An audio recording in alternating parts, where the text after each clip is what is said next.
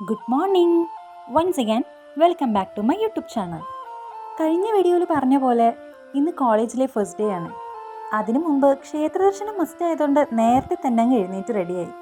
കണ്ടോ, സൂര്യൻ ചേട്ടൻ വരെ എഴുന്നേറ്റിട്ടില്ല. മൂപ്പര് പതുക്കെ വരട്ടെ, നമുക്ക് എന്തായാലും ഇറങ്ങാം. പക്ഷെ എന്തോ എനിക്ക് ക്ലൈമറ്റ് ഭയങ്കരമായിട്ട് ഇഷ്ടപ്പെട്ടു കേട്ടോ. സൂര്യൻ ചേട്ടൻ ഇല്ലെങ്കിൽ എന്താ, സ്ട്രീറ്റ് ലൈറ്റിൻ്റെ വെളിച്ചം നല്ലപോലെ ഉണ്ട്. ഇതൊന്നും മൂപ്പര് കേൾക്കണ്ട. രാവിലെ ഇരിക്കാനുള്ള മടി മാറ്റിവെച്ചാൽ ഏർലി മോർണിംഗ് ക്ഷേത്രത്തിൽ പോകുന്നത് ഒരു രസമുള്ള പരിപാടിയല്ലേ. അധികം ആൾത്തിരക്കും ബഹളമൊന്നും ഇല്ലാത്തതുകൊണ്ട് ഭയങ്കര പീസ്ഫുള്ളായിട്ട് എനിക്കത് ഫീൽ ചെയ്തായിരുന്നേ. ഞങ്ങൾ മാത്രമല്ല കേട്ടോ, അച്ഛനും അമ്മയും കൂടെ ഞങ്ങളുടെ കൂടെ ഉണ്ടായിരുന്നു. അവരെയും കൂടെ കൂട്ടി ഞങ്ങൾ നേരെ നടന്നു. എങ്ങോട്ടാണെന്നല്ലേ, നമ്മുടെ സ്വന്തം പത്മനാഭനെ കാണാൻ. സത്യം പറഞ്ഞാൽ ഇതിനു മുമ്പ് പല തവണ ഈ ക്ഷേത്രത്തിൽ വന്നിട്ടുണ്ടെങ്കിലും ഇത്രയും ഭംഗിയായി ഇതുവരെ തൊഴാൻ സാധിച്ചിട്ടില്ല. അതും ഒരു ഭാഗ്യം തന്നെ അല്ലേ. പിന്നെ എൻ്റെ പിറന്നാൾ ദിനം കൂടെ ആയിരുന്നത് കൊണ്ട് എനിക്കെന്തോ ഇതൊരു ബ്ലെസ്സിങ് ആയിട്ടാണ് ഫീൽ ചെയ്തത്. ഒരു പിറന്നാൾ സമ്മാനം പോലെ. അങ്ങനെ ഭംഗിയായി എല്ലാം നടന്ന സന്തോഷത്തിൽ ഞങ്ങൾ അവിടെ നിന്ന് ഇറങ്ങി. പിന്നെ നേരെ പോയത് പഴവങ്ങാടി ക്ഷേത്രത്തിലേക്കാണ്. ശേഷം ആറ്റുകാൽ ഭഗവതിയെയും കാണാൻ പോയി. തിരുവനന്തപുരം വരുമ്പോഴെല്ലാം ഈ 3 ക്ഷേത്രത്തിലും നമ്മൾ സ്ഥിരമായി പോകാറുണ്ട്.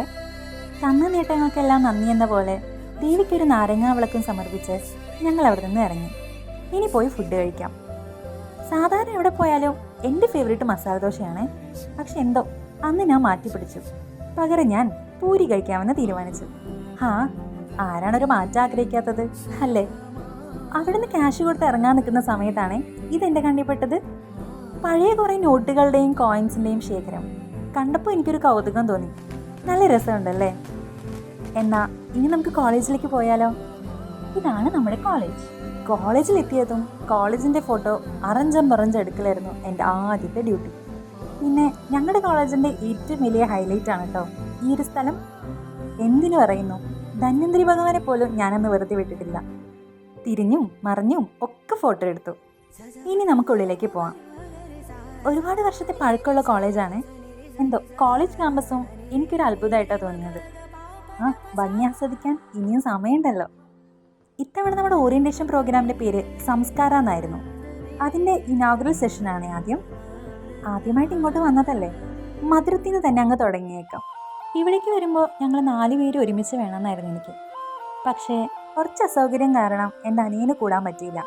അതിൻ്റെ ക്ഷീണവൻ വീഡിയോ കോളിൽ തീർത്തു. പിന്നെ മൈക്ക് കിട്ടിയ വിടാത്ത എൻ്റെ അച്ഛൻ ഈ അവസരവും മുതലാക്കി. സാധാരണ പിറന്നാൾ വീട്ടിലാണെങ്കിൽ ഇത്തവണ പിറന്നാൾ ഇവിടെയാണ്.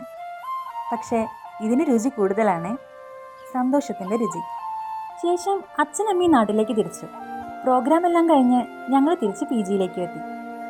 പിന്നെ ഒരു ഗ്ലാസ് ബൂസ്റ്റും ഞങ്ങളുടെ കൊച്ചു കഥകളും. ഒരുപാട് നാളത്തെ കാത്തിരിപ്പിനും പ്രയത്നങ്ങൾക്കൊടുവിൽ അതിന് വിരാമം ഇട്ടുകൊണ്ട് ഈ ദിവസവും അങ്ങനെ കടന്നുപോയി. ഇനിയൊരു 3 വർഷത്തേക്ക് ഇതാണ് ഞങ്ങളുടെ കൊച്ചു ലോകം. അപ്പോൾ വീണ്ടും കാണും വരേക്ക് ബൈ.